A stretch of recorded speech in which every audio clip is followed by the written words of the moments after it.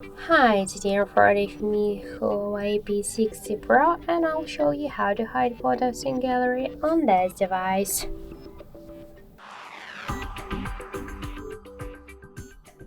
So first we should open the gallery application and for example let's select these two photos to hide them. Just tap on the right down corner to more icon and tap to hide.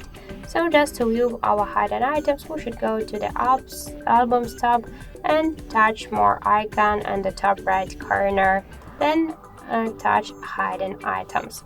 Okay, so now we just hide successfully these two photos. So let's go back to the albums tab. Tap on the right upper corner to these four dots to more icon, click to hidden items, and now we can see here these hidden photos. To unhide them by the same way, select them, click to unhide, and that's it.